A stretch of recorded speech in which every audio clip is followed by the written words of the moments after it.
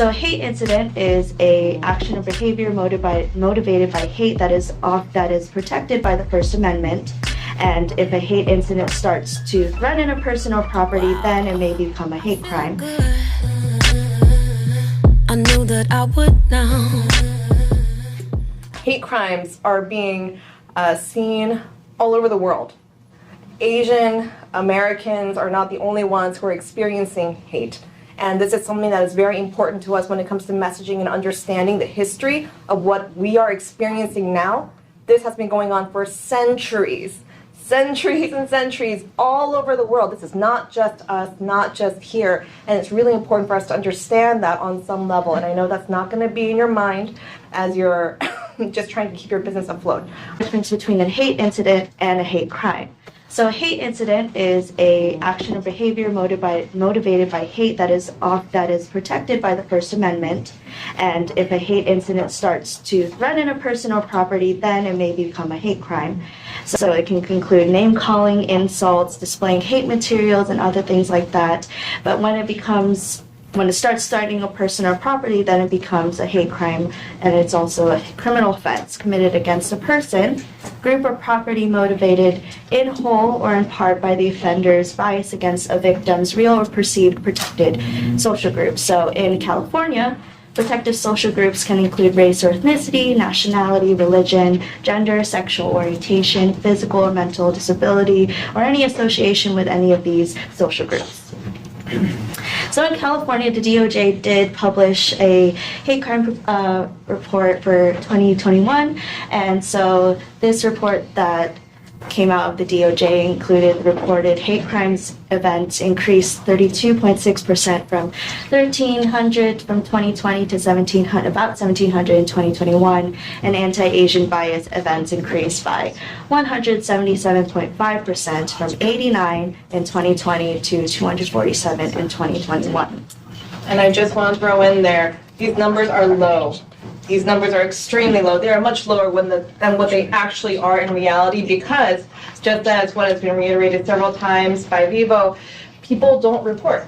They don't report every incident. And I personally know, at least 10 people who I personally know who have actually experienced hate crimes. They have been the victims of hate crime and they did not report it. They chose not to report it. And these are people who are in profession, they're in professional settings. These are lawyers who have decided not to report it. These are highly educated individuals with resources, and they just decided it's not worth it for me to do it. So looking at these numbers, this is an extreme underreported number when it comes to victims of anti-Asian hate. And then, so this is just for California, but when we look at the national scale, Stop API Hate, an organization based in San Francisco, and it's all national level. They did come out in just this year, new report. They come up with annual reports every single year, but this covers about 11,500 reports that came in to stopapihate.org, and they compiled all this information. So within a 2-year period from March 19th, 2020 to March 31st, 2022, basically the entirety of the COVID pandemic, nearly of those 11,500 incidents were reported. 67 involved harassment, 17 involved physical violence, 40% occurred in public spaces, and 27% occurred in a business. And again, to reiterate, this doesn't give us the full picture, but it does give us an understanding of where the community, who's being affected in the community. And it also has led to an increased sense of fear. So nearly all reports indicated that the U.S. has become more dangerous for Asian Americans. 49% of APIs felt safe going out, 65% worried about the safety of their family members and elders, and then 32% of parents were concerned about their child being a victim of anti-API hate or discrimination. So now we're moving on to why it's important to report a hate crime, and in many circumstances, the victim may qualify for a U visa. Certain rights for victims are triggered by the criminal justice process, and by reporting hate crimes, you can protect yourselves and others and help increase awareness in the community. Dorothy did say that you feel like you're just a small part of this affected area, but really you're really part of this huge community that can be affected by something as big as anti-Asian hate.